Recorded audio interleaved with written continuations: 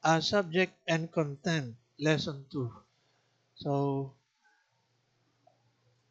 let's proceed to our first slide, the subject of an artwork. So dito ay atin munang i-define kung ano yung subject, okay, na tinutukoy doon sa artwork. Pero bago yan, bigyan muna natin ng introduction, So by the end of this lesson or module, you should be able to first differentiate representational and non-representational art. So that's one thing. And the second one is to discuss the difference between an artwork's subject and content. And for our third learning objectives, we're going to identify the subject matter and specific examples of art.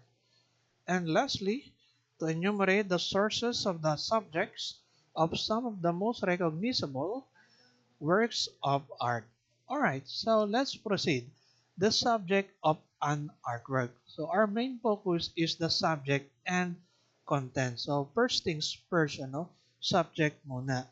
But before that, the primary stage of engaging with art is its perception.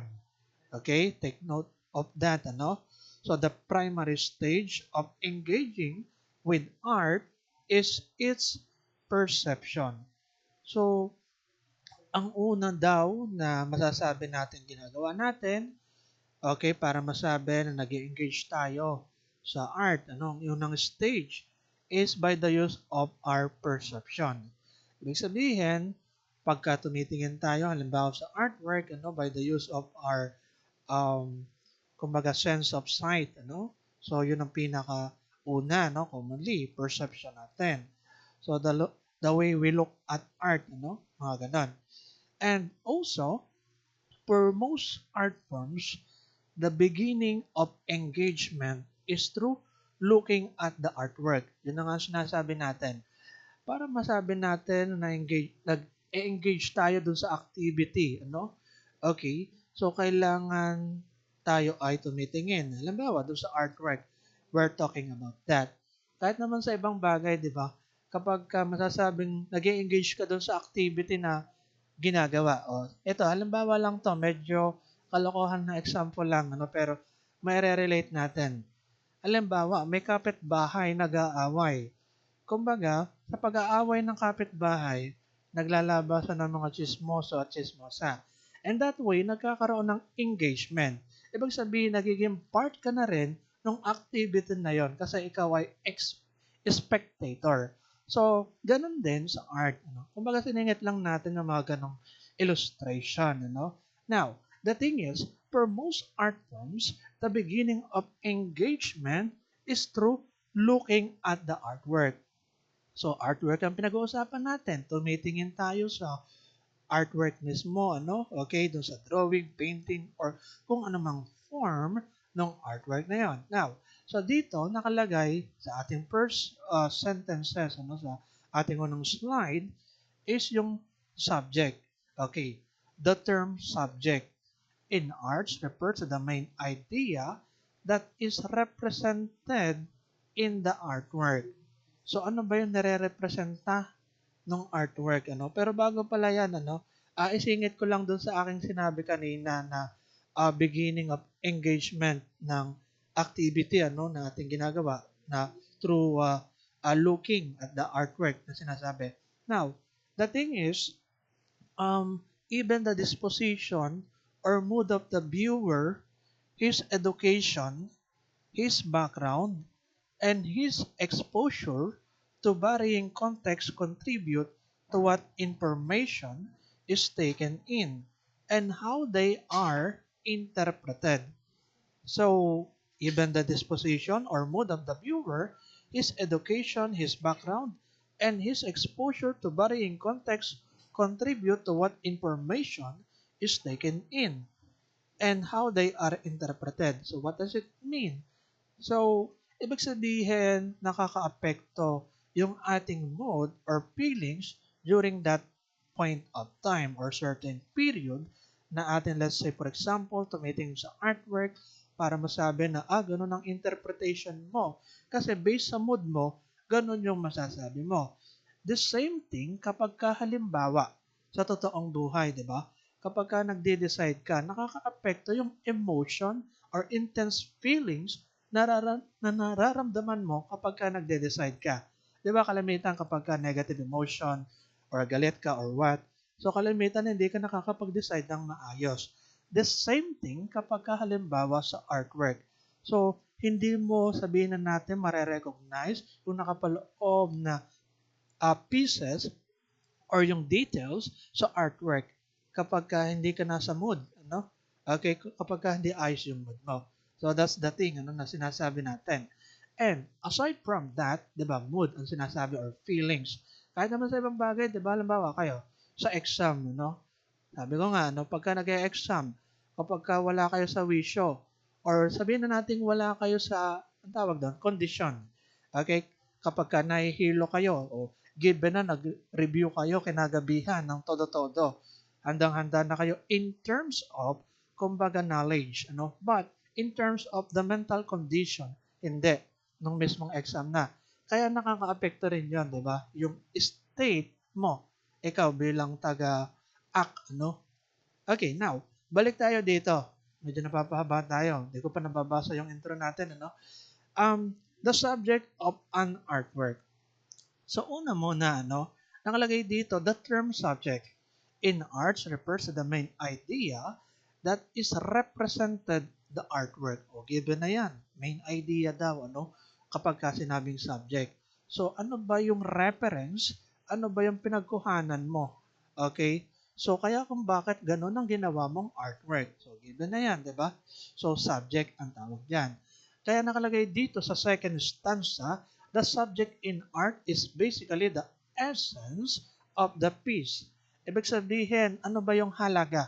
Yun yung purpose, yun yung halaga, kaya kung bakit ganun ang pinili mong subject, Parang that's the point or idea, nun sa subject. So, madali naman yung intindihin. Atin lang medyo pinalalawig, Now, next. So, dito nakalagay, sang-ayon sa ating module, some artworks have subjects and some do not. The art pieces which use a specific subject is called representational art or objective art, while those that have no subject are called non-representational or non-objective art. So, madali ang intindihin para sa inyo. Okay, from the word itself, representational. Ibig sabihin, may nire-represent na object or figure, kaya nga sabi dito nakalagay, representational art or objective art. Okay? So, merong object or merong figure na pinapakita na nag-e-exist sa real life situation. Kaya dito sa definition, representational art is art which is clearly identifiable as something which already exists in life. So, ma-identify mo, ma-recognize mo, ma-distinguish mo kapag ka-under siya ng representational art. Kasi nga, nag-e-exist siya sa life or nag-e-exist siya sa real life. Kung ano yung nakikita natin using our different senses, particularly our sense of sight. So, ayun. Ganun na lang yun, di ba? So, ganun lang kasimple ang representational art. So, dito, representational art does not need to be a completely realistic depiction of the subject. There will be varying levels of abstraction. So, hindi naman perfect na kung ano yung nakikita mo sa nature or sa paligid, eksaktong yun ang kokopyahin mo or ida-drawing, Pero, representational art yun, Kaya nga may nakalagay dito, varying level of abstraction. Okay. But the thing is, kapag ka talagang pumasok na sa abstraction or mga abstract painting, nasa non-representation na yan. Okay. Now, dine, medyo bagalan ko pala, medyo nabababilis yata ako. It is also referred to as figurative art. Ayun na nga sabi natin kanina kasi nga may figure eh. Merong pinagkukunang reference. Merong pangunahing subject dito sa representational art na binabanggit. Kaya figurative art kung sabihin. Being that it is derived from real object sources. Oftentimes, representational artists act as observers and interpret what they see in their own way through their work. So, given na yan kung ano nga yung ating nakikita. Now, these types of art have subjects that refer to objects or events occurring in the real world. So, given na nung ating nasabi na yon, yun ang pinaka-idea. So, merong subjects that refer to object. Kaya nga tinatawag na objective arts or events occurring in the real world. So, wag na natin masyadong diinan. Okay? Yung representational art. So, alam kong maliwanag na yan sa inyo. Alright.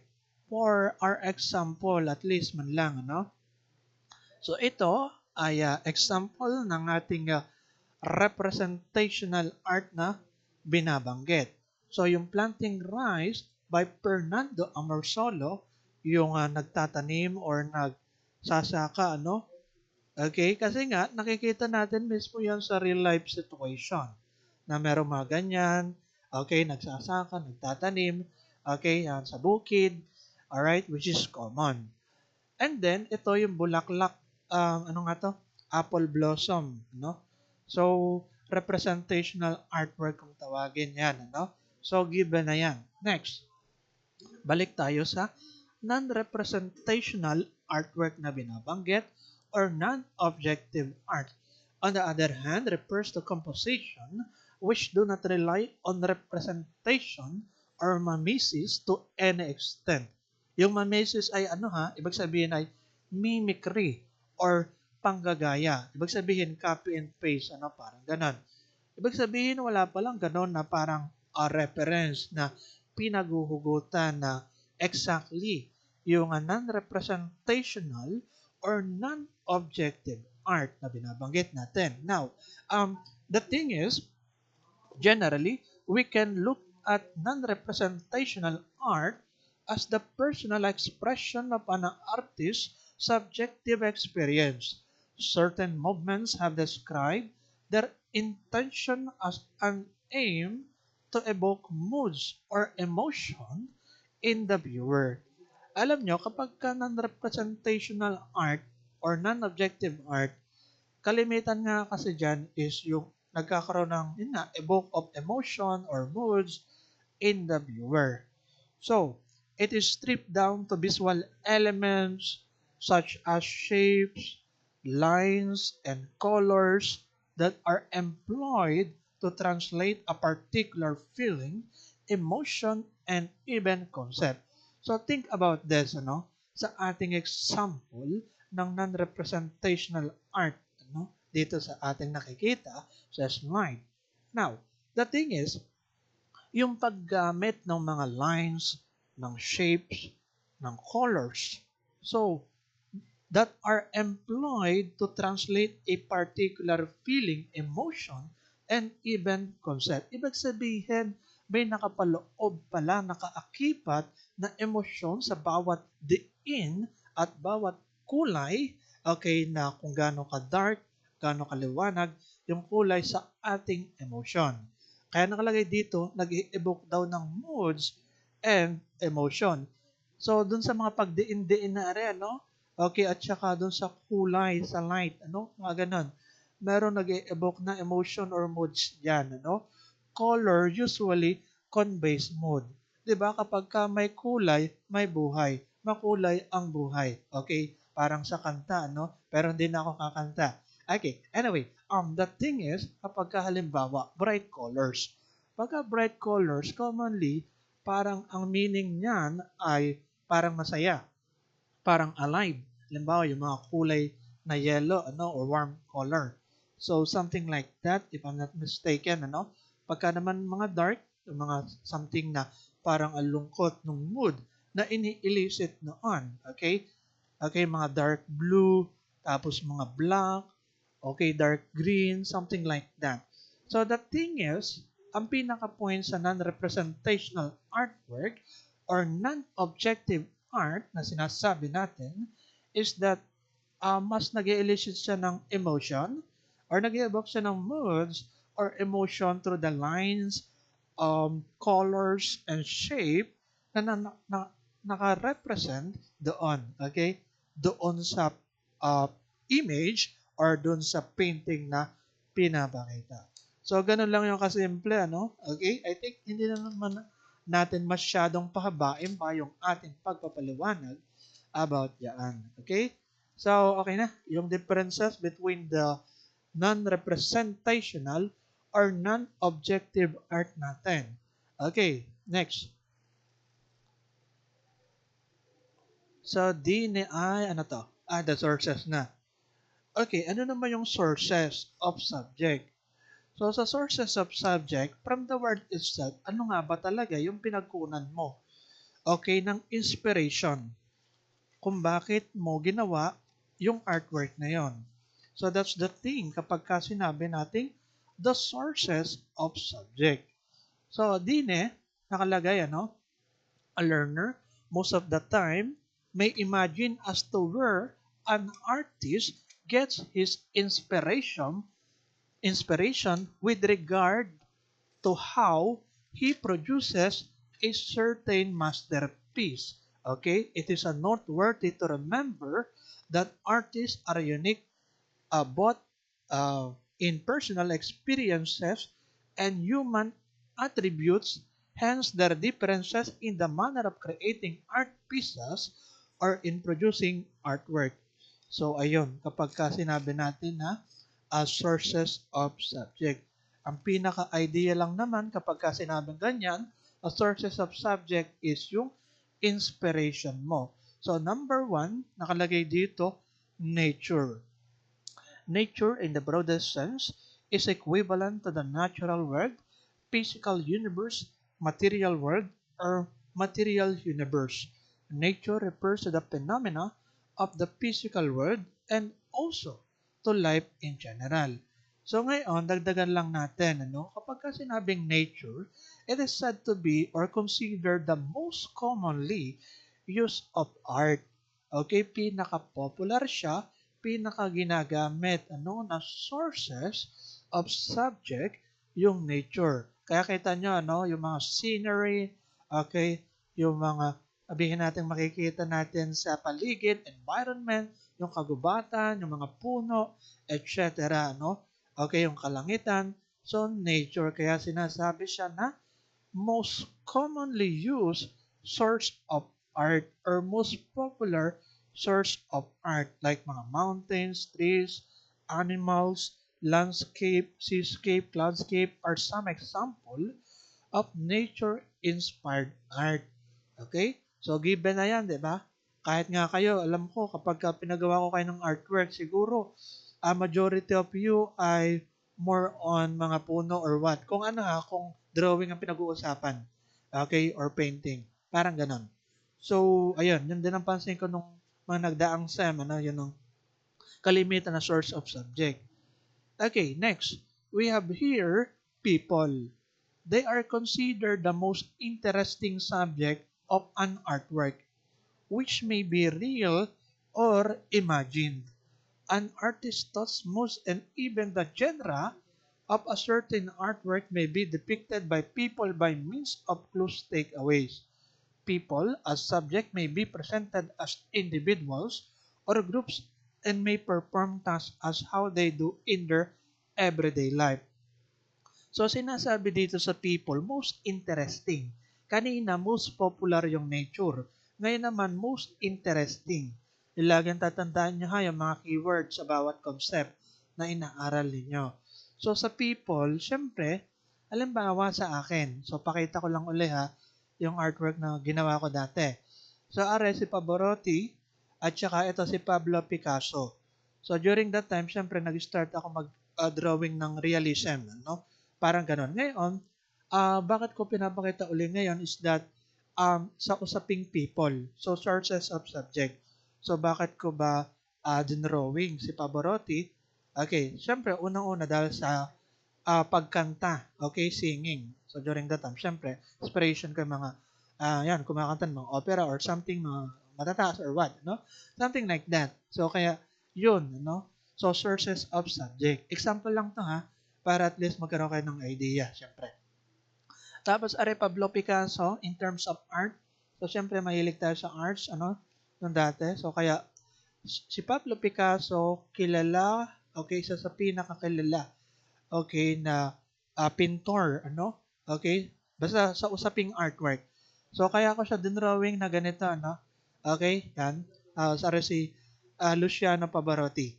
So, ganon. Yun ang parang sources of subject. Okay? So, that's the idea, no, kung bakit. Yung people yon. So, yun lang. Depende yan sa tao. Depende yan sa artist, ano, kung ano yung gusto niyang i-drawing. Alright, next. History. History, it is the depiction of factual events that occurred in the past whose purpose is either to remember important events of long ago or to teach the learners about the lessons of the past. So kaya daw may history para matuto ka sa iyong nakaraan. Okay. Baka tayo mapalalim sa mga ganyan. Pero pwede ito masingitan. No? Okay. So, history, ano, 'di ba? History repeats itself daw. Pero wag na. Dito na lang sa example natin ng mismong artwork, ano? Are, syempre, inspiration ni Guillermo Tolentino, okay, isa sa pangunahing artist, okay, or masasabi nating national artist sa ating bansa, no? Si Guillermo Tolentino, kanyang in-sculpt si Bonifacio, ano? So, yun, yung Bonifacio Monument. So, because of the history, yung sa panahon ng Revolution, Katipunan. And also this, ano, the making of the Philippine flag by Fernando Amorsolo pa rin. Ano, yung kanina, Guillermo Tolentino, tapos ngayon Fernando Amorsolo. Okay? So, kita naman natin yan, nag-aano sila ng Philippine flag, ano? Nagsisimula pa lang yung, parang sabihin na nating conceptualization, then yun, nabuo na yung mismong flag natin na gano'n, ano? Okay? So, anyway, history. We're talking about the history. Marami akong pwede masabi sa history, pero baka tayo mapalalim, ano? Artwork naman pinag-uusapan natin, art appreciation, hindi ibang bagay. Okay, so dito na lang tayo. Next, sa legends. So, sa legends, ano ang legends? Okay, hindi sa ano ha, sa ML ha, yung legendary, mythic, mga ganun. Ibang legends yon. Okay, ang legends, artworks based on legends present to viewers the art something tangible even when unverified. Art brings life to this story. Okay, halimbawa, sina mga malakas and maganda. Okay, yung pinagbiak na bamboo or something, meron daw sila. Ewan. So, yun ang istorya doon, ano? Nung bata pa kayo. Hindi ko alam kung naikwento yun sa inyo, no? Yung si malakas and maganda. And also ito, yung Excalibur. Ito yung espada. Hindi espada ni Panday ha. Okay, ibang espada to. Kumbaga sa base sa story, bagaman ito naman ay fictional, legends nga eh. Okay, kwento-kwento laang. Okay? Ang idea is makapangyarihan yung espadang ito. So, para bang nakatalaga to dun sa tao, isang tao or something, ano? And then, siya lang ang pwedeng makapaghugot nito na nakabaon nga sa bato eh. Okay? Excalibur. So, once na mahugot to, yun nga, parang meron siyang mysterious power or something, ano? Pagkakatanda natin, ano? Diyan sa kwento ng Excalibur. So, ayun lang, ano? Hindi naman natin masyado kailangan palawigin yon. Ang idea lang naman nito is yung story, legends nga eh, 'di ba? So ganun. Pero related yan dun sa story nung ano eh. Ano nga ba yun? Hindi ko alam kung Dragon Ball yun. Yung ano, yung espada na hindi mahugot. Okay? Tapos, yun, parang ganun. Okay, tapos makapangyarihan yung espadang yun. Anyway, dito naman sa relihiyon. Religion. Religion has played an enormous role in inspiring works of visual arts, music, architecture, literature, through ages. Artists use as inspiration the religious texts as the Bible, Quran, and Torah in conveying their ideas and beliefs through their artworks. It was also established that art is considered the handmaid of religion. So dito yung Last Supper ni Leonardo da Vinci. Okay? Kasi nga, inspiration niya yung Bible, ano?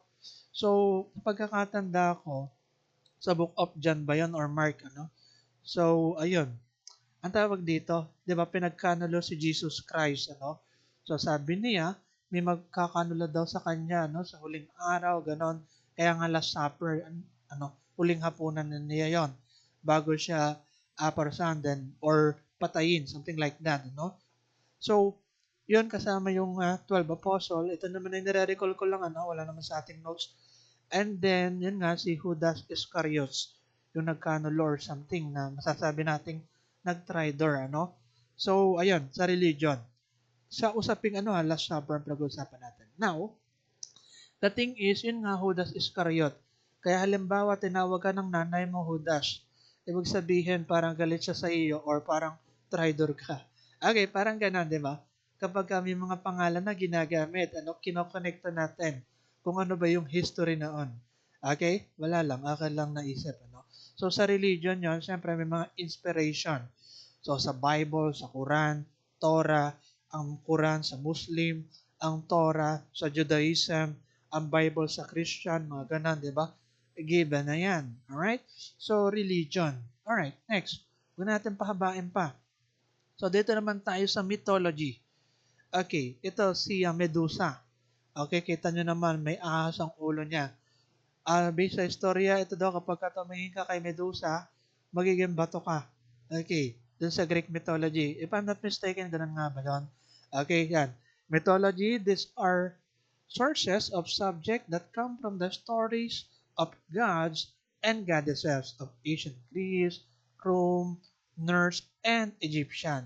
These so-called deities of the Greek mythology or mythological world depict present human-like behaviors. So, given na yan, di ba? Meron halimbawa si Zeus, so God of thunder, God of sky. Pagkakatanda ko, ganun. At saka iba pang mga gods sa Greek mythology na ating binabanggit. Okay? So mythology, inspiration mo 'yon. Halimbawa kaya kung bakit ganon yung iyong pininta or dinrawing. Meron ako estudyante dati, may kwento ko lang ha. Ang tawag dito, kumbaga mythology talaga yung kanyang dinrawing. So, ayun, hindi ko lang matanda kung sino. So, pero ganun, mythology yung kanyang drawing kasi, syempre, sa art appreciation, ang ating gagawin, magdodrawing kayo, magpipinta kayo, or magagawa ka ng sculpture or something, or even what, basta related to art, we're talking about that. So, ayun lang sa mythology. Huwag na natin masyadong pahabain pa. So, ano pa ba? Wala akong ibang masabi. So, dito na lang. Next, dreams and fantasy. So, sa dreams and fantasy, mag-share ako ng knowledge sa inyo na wala sa module at ibang reference. So, dito sa dreams and fantasy, the wonder of the unconscious is what is being expressed by artworks. Under this subject source, this work of art somehow explain to the viewers the content of the art piece, including the hidden meaning behind each work. The unconscious is being made to be understood by the source of subject. Halimbawa, persistence of memory. Okay? Kumbaga, time na tunaw, parang ganon. So, eto share ko lang to sa inyo para may bago kayong parang karagdagang knowledge. Alam niyo yung mga dreams and fantasy, halimbawa yung dreams, meron mga, sabihin na natin, mga nag-iimbento ng mga bagay-bagay because of dreams. Okay? Or meron ding na-inspire na mag-invento ng kung something because of dreams. Halimbawa, si Albert Einstein. Yung kanyang E is equals to mc squared, energy is equals to mass, ano nga ba yon, yung speed of light is squared, so mass times speed of light is squared, okay, di ba, energy yan, parang ganun, recall lang natin. The thing is, yung theory of relativity ay inspired na rin, isa lang sa inspired because of his dream. So may napanaginipan siya, parang ganun based sa ating nabasa. Okay? Isa lang yon, sa nag-contribute kaya kung bakit niya nabuo yung ganong formula. Okay, aside from that, share ko lang. Pagkakatanda ko, kaya na-invento yung sewing machine. Kasi yung inventor noon or originator ng sewing machine na naginip siya. Ang panaginip niya is hinahabol daw siya ng cannibal na merong spear. At dun sa spear na yon, merong butas sa dulo. Ibig sabihin, pagpapakita ng needle or karayon. So parang ganon. And doon na conceptualize yung idea na rin ng mga sewing machine, something like that. Oo. Tunay yan hindi yun fictional. Tunay yan, true story. And ano pa? Let's say periodic table. Ang periodic table, sino nga ba yung nun? Yung nag-create nun? Si Mendeleev, Dmitri yata? Something like that? Baka magkamali ako. Pero parang ganun yung tunog ng pangalan yata. Ano? So, kumbaga, yung periodic table, na panaginipan niya, na parang may mga block, or yung parang square, pagkakasunod-sunod na organized, So, doon pala nagmula yon yung periodic table. Tapos, syempre, hanggang sa lumipas ang panahon, may mga na-discover na kung halimbawa, bato or something, tapos na isama doon sa pagkakasunod-sunod ng mga block or something. Okay? So, yun lang yan. Wala lang, sineshare ko lang sa inyo. Ano pa? Let's say, ito lang ito ay based sa akin ng mga experiences, yung mga dreams, natin, tayo bilang tao. May share ko lang yung knowledge ko. Alam nyo, kaya natin, halimbawa, napapanaginipan yung ibang mga bagay-bagay na paulit-ulit. Kasi nga, para bang kinukulit tayo ng ating kaisipan na kailangan nating mapagtagumpayan or ma-achieve yon. Ibig sabihin, sa ating waking life, para bang hindi ito nare-resolba. Kaya nagpapakita ito sa ating panaginip. Hindi, based on my experience pero I think gano'n naman talaga din in general sa ibang tao. Sa inyo, maaari, Kaya minsan magtataka kayo, bakit ko ba lagi itong napapanaginipan? Kasi at the back of your mind, paulit-ulit na para bang hindi mawala sa isip mo. Kahit ano man yun yung mga bagay na hindi mawala sa iyong isip, yun yung nagpapakita sa iyong panaginip. Okay, wala lang. Akin lang nasabi yung mga ganang bagay. Ano pa? Sige, baka tayo mapahaba, Yan naman ay sharing lang ng aking knowledge, experiences, yung mga sinasabi ko. Dreams and fantasy. Alright? Ano pa ba? Yun lang siguro. Huwag natin babain. Technology. Teknolohiya. The modernity of the present is also an inspiration being used by artists as a source of subject. The wondrous use of machines, the towering skyscrapers, state-of-the-art robotic technology, top-of-the-line transportation, machineries as cars, ship and motorcycles, to name a few, are sources of subject of interest under technology. So, given na yan, di ba? Alam ko, merong iba sa inyo mahilig sa mga robot. Merong iba sa inyo mahilig sa aeroplano. Or commonly sa inyo, mahilig sa aeroplano kasi nga, aerospace, di ba? Mga ganon. Kasi gusto maging aerospace engineering, Or engineer, Aerospace engineer. Tapos yung iba gusto maging pilot or related to that, So, syempre, unang-una, kapag ka nagawa ka ng isang bagay, dapat mahal mo yung ginagawa mo. Okay? Para hindi ka, yung bang ma-bored or something, di ba? Or sabihin na natin, kahit mapagod ka man, parang hindi mo napapansin yun. Di, bakit mo ba sinabi yun? Kasi nga dun sa usaping course, di ba? Or yung inyong kung ano man ang inyong inattendan, di ba? Alright? Something like that, So, ayun. Yun lang naman. So, ako personally, ganun, Like, yung aking ginagawa, gusto ko yung ginagawa ko ng buong puso ko, di ba? Mga ganun. So, kaya tuloy-tuloy, Okay, anyway, gawin daw ang isang bagay na may pagmamahal, Parang ganun. Okay, now, dito naman tayo sa ways of presenting. Tuloy na tayo, diretso na tayo. Sa tunay, pwede ako mag-break time dito Like mga 10 minutes. Pero gusto ko, diretsohin na para yung momentum ay dire-diretso. Mahirap pagka nakat yung momentum ng ating sinasabi dito. So, ways of presenting the subject. Ito na yung second part or last part ng ating lesson 2. Pero medyo mahaba rin to katulad ng kabila na um, the subject of an artwork. Okay? Parang ganon. Now, the thing is, nakalagay dito pala ay ways of presenting the subject. So, yung una is the subject of an artwork followed by the sources of subject. So, sa sources of subject, parang pinapakita doon yung bakit mo ba yung ginagawa? Ano yung inspiration mo? Kumbaga, sa question, sinasagot yung what. Whereas, kapag ka ways of presenting the subject, sinasagot kung how. Okay? So, paano? Or sabihin na natin na paano mo nga mapoproduce yung ganong artwork or something. Yun dapat malaman nyo yung mga ganon. Pagka kayo nag-aaral ng mga concept, madi-differentiate nyo na ito separate to the other concept. Okay? Para mas maganda. Now, huwag na natin patagalin. No? Ways of presenting the subject. Parang how. Yung kanina is sources what. Okay, now, the following are some of the methods or ways on how an artist present his subject to his audience. So, sa paanong paraan niya mape-present yung artwork niya? Una, we have here naturalism. Parang related dun sa nature na ating binabanggit kanina. So, ibig sabihin, through naturalism. Naturalism in art refers to the depiction of realistic object in a natural setting. Ibig sabihin, kung ano yung nakikita mo, syempre, sa ating nature, yun yung exactly na nagde-depict doon sa iyong artwork na yon. So, given na yon, di ba? Naturalism.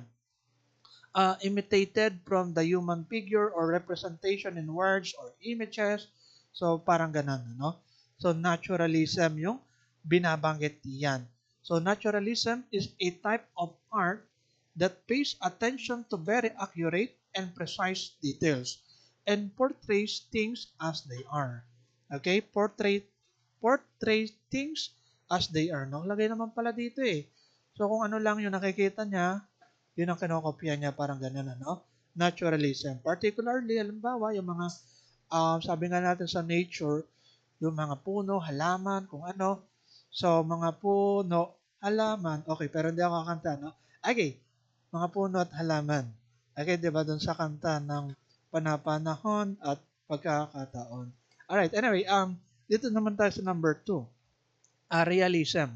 So, realism in the arts is generally the attempt to represent subject matter truthfully.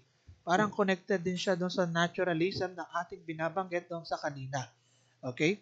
Without artificiality and avoiding speculative fiction and supernatural elements.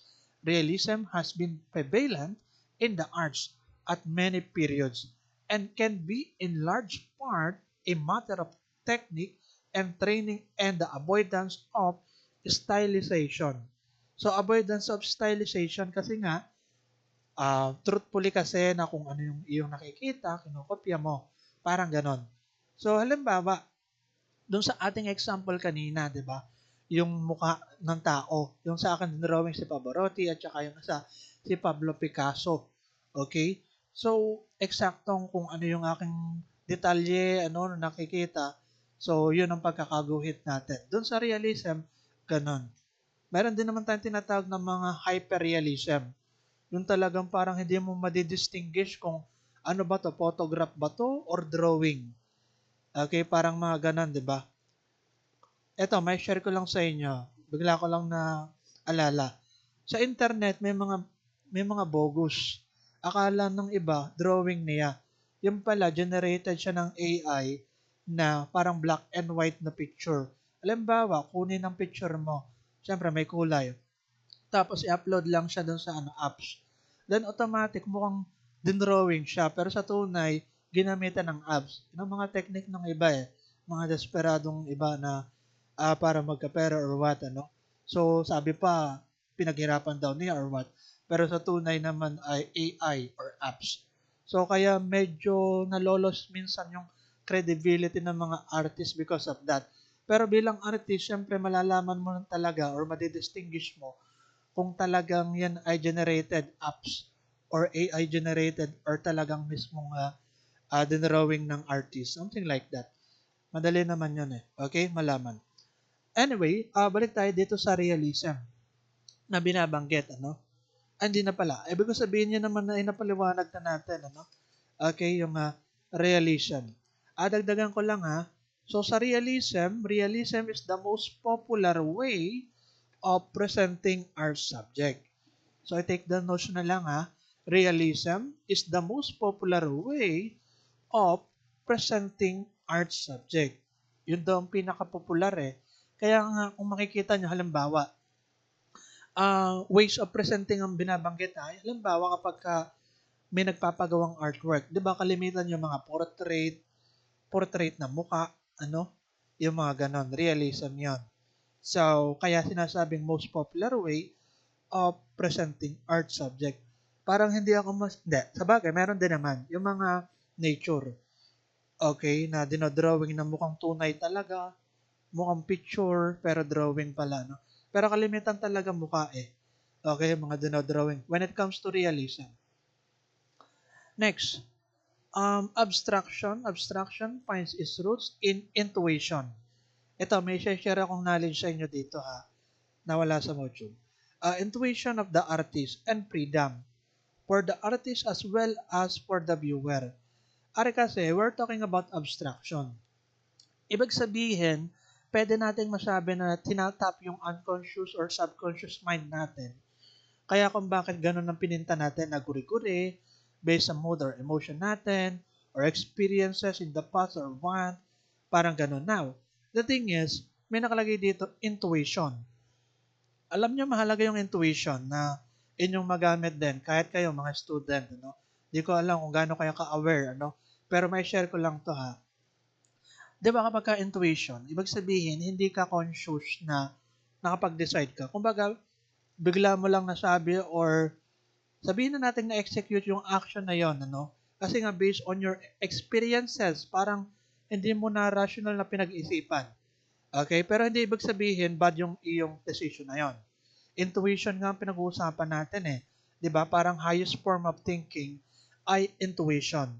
Tunay yun ha. So ganito yan. Halimbawa, yung number 1 chess player, okay, si Magnus Carlsen. So sa kanya, ang technique niya, more on intuition yung kanyang pinagagana. Okay, hindi yung masyadong iisipin niya, okay, yung mga move. Kasi automatic na yun eh. Based sa kanyang mga pattern recognition. Mga grandmaster kasi ganun ang technique eh. Mga pattern recognition. Okay, yung mga usual na, ganito yung pattern dyan. So siguro ganito siya isolve or something. So, the same din naman sa mga sinosolve nyo sa mga math. Binibigyan ko lang kayo ng teknika. May mga pattern din dyan eh. Okay, sa mga statistic. So, yun ang na-share ng aking isa sa kaibigan dati na top-notcher. Yung mga pattern daw yung dyan, tinitingnan. Halimbawa, pag mag-solve ka sa statistic, ano ba yung gagamitin mong nang tawag doon? Statistical technique, Okay? Tinitingnan dyan yung mga pattern kung fall ba siya doon sa category na yon.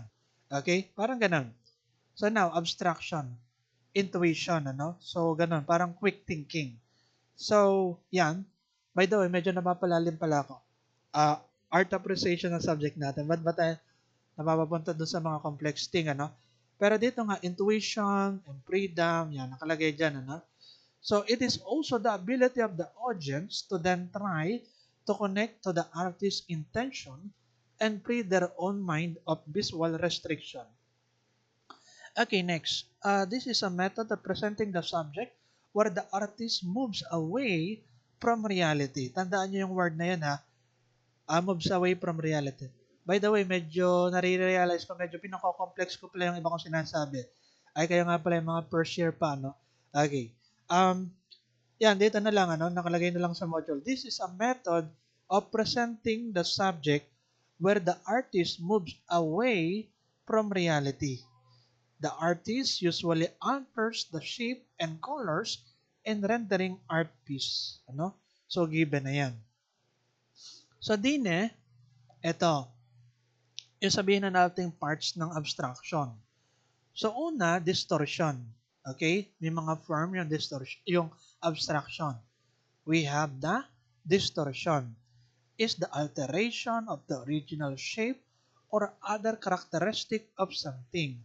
In the art world, a distortion is any change made by an artist to the size, shape, or visual characters of a form to express an idea, convey a feeling, or enhance visual O, photo lang nakalagay dito, basta visual. Teka, tingnan nga natin para kompleto. Visual, wait lang adjust ko lang to. Visual impact. O, yun, visual impact. Yun ang nakalagay dyan, sa distortion. Enhance visual impact, kaya dinidistort. Diba, kapag sinabi natin distort, binabago yung, sabihin na natin, pagkakalagay, or yung size nga, okay, yung shape, parang ganon, alteration of the original shape, yon.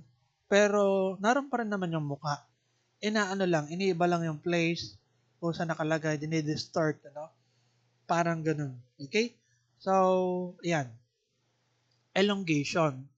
Elongation is when the art subject is lengthened, protracted, or extended.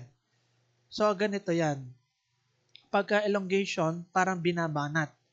Okay? Kapag kami nakita ko sa exam, na ganito ang tanong, ganito ang image, yung mukhang parang ang masyadong mahaba, yung paa, yung katawan, parang binanat talaga, sasagot nyo, elongation. Okay?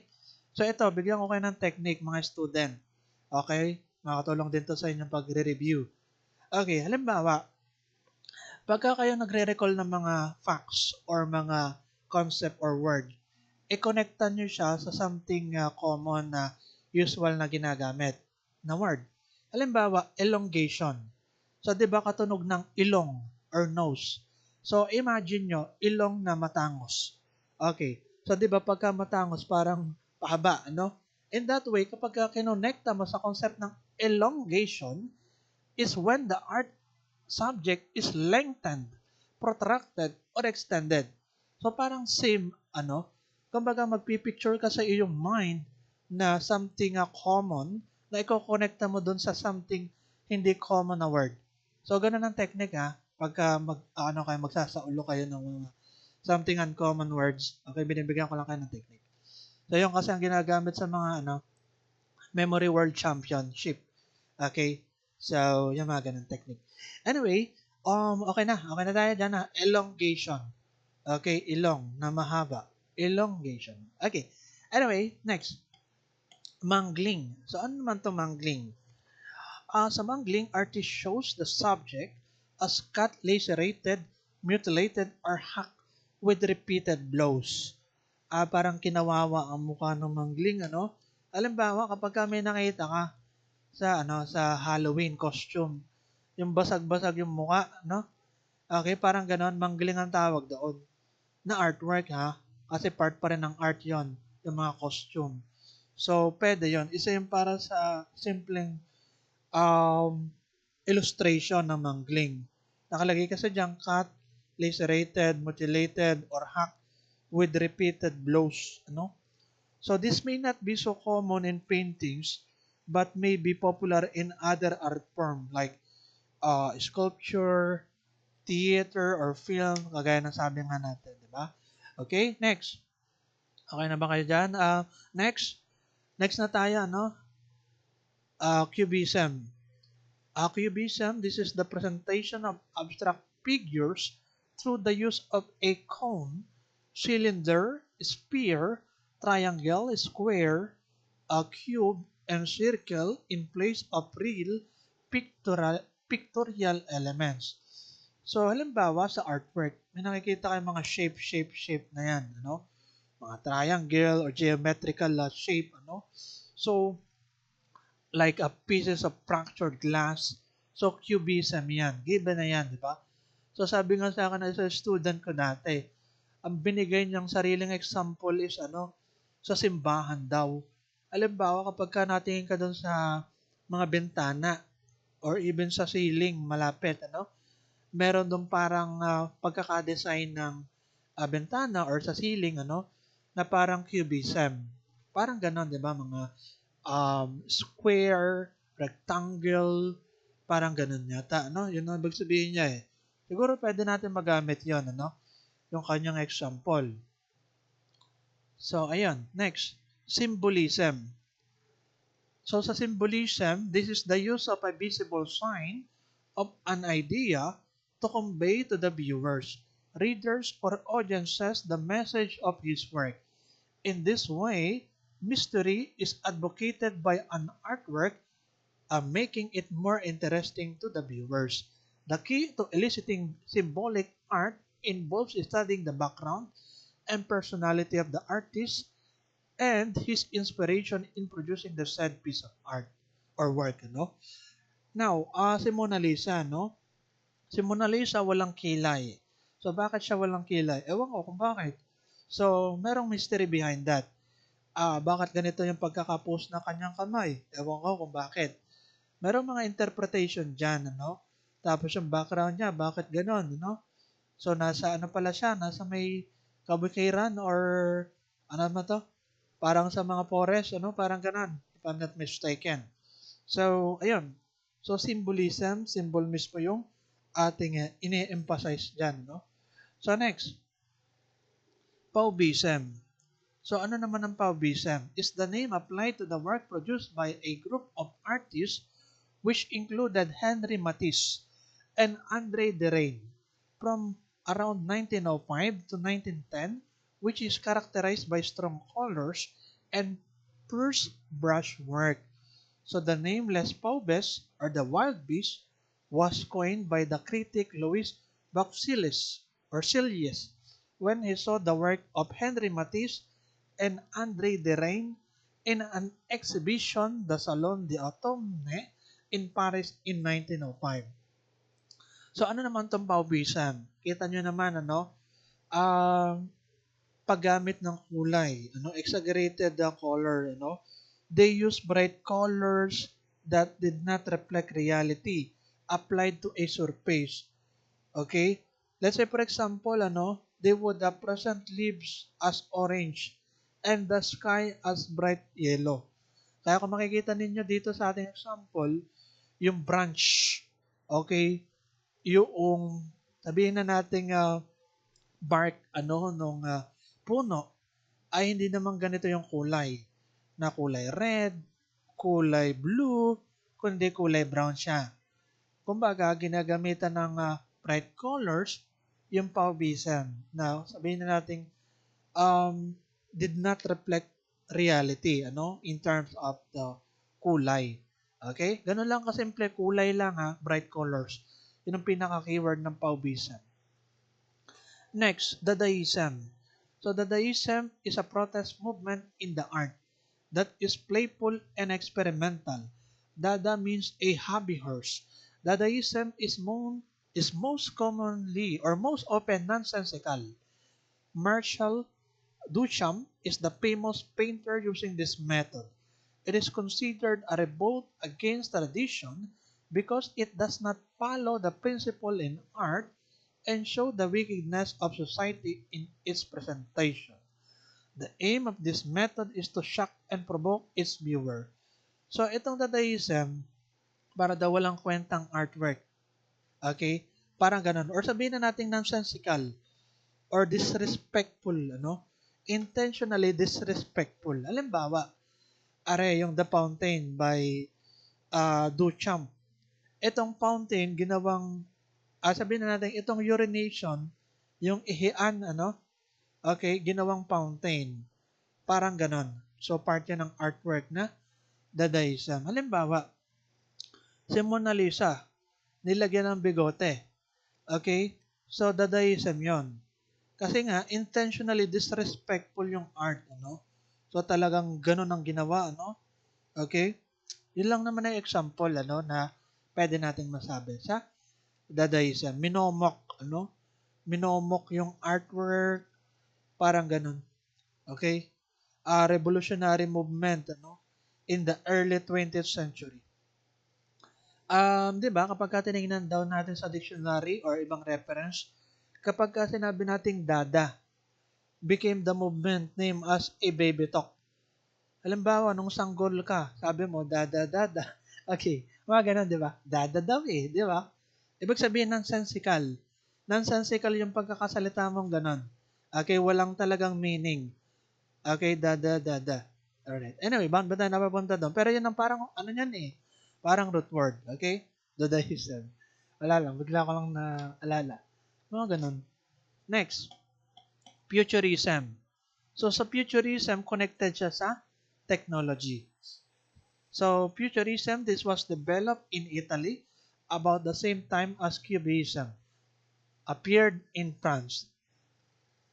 Hindi ako makaget over dun sa dada. Anyway, a futurist painters wanted their works to capture the mechanical energy of modern life. So, futurism. Hindi, madali naman siyang intindihan, di ba? Basta about sa, alimbawa, ganito ha, wala lang. Naalala ko lang yung parang mga pagpaplano ng sinaunang tao. Let's say, for example, 1950s, 1940s, merong tinelevised dati, siyempre black and white, based sa video. Tapos 1950s daw yun or what, Tapos ang sabi niya, ito ang ine-expect ko sa hinaharap. Magkakaroon ng, ewan ko, yung parang, ano ba yung kotseng lumilipad. Okay, parang sa kanta, spaceship, kotse ni Batman. Okay. At kotseng lumilipad. Anyway, futurism, di ba? Kung ano yung future na parang uh, ine-expect mo na mangyari. But, in terms of artwork. So, anyway, surrealism. Sige, bilisan na nga natin. Dito sa surrealism, this method mirrors the evil of the present society. Surrealism means superrealism, influenced by Freud, Freudian psychology, which emphasizes the activities of the subconscious state of the mind. The art movement began in Paris in 1924 by the French poet André Breton. It emphasized the activities of the subconscious mind, mostly exemplifying violence and cruelty. The surrealists aim to reveal the deep and ugly part of human nature.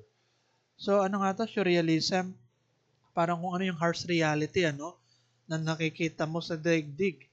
Pero ang pagkaka-surrealism, superrealism, ibig sabihin, halimbawa, are paa, tapos are mata, tapos are kamay, parang ganon. Mukhang weird siya tingnan. So, surrealism ang tawag doon, Parang, di ba, yung something nakakaiba na nakikita mo sa panaginip, halimbawa, lumilipad ka, or may nakikita kang kung anong something na hindi naman totoo. Parang, yun nga, fantasy, no? 'Di ba? So, may kukonekta natin sa surrealism. Okay, pero meron tong natatagong meaning na something malalim, itong surrealism. Subjects in this kind of presentation attempt to show man's inner minds and how he may perceive his outside world. Okay, next. Sige, last na to ha. Ayan. Expressionism. So this features artworks describing pathos, morbidity, chaos, or even defeat, and was introduced in Germany from 1900-1910. Parang war, parang may tension. Basta related yan na expressionism in a way na nag-elicit ng mga emotion, mga ganon. So given na yan, expressionism. And then yun na nga, may nakalagay ka sa dyan, chaos, or even defeat, mga ganyan. Nakalagay sa artwork na expressionism. Kaya kung makikita nyo dito, parang nakagapos. So, mga ganyan, Expressionists believe that man is spiritual rebirth for him to correct the defect that ruin the society. Kung babasahin ka ito, Expressionists believe that man is spiritual rebirth for him to correct defects that ruin the society. Kailangan daw natin ng spiritual rebirth, Okay, to correct yung mga, sabihin na natin palpak na nangyayari sa society, Okay. Pero sige, huwag na natin palang masyadong paliwanag yung mga ganyan. Baka mapalalim pa tayo. Anyway, so, ayun. Yun yung ating discussion sa part And sa lesson 2 na pala.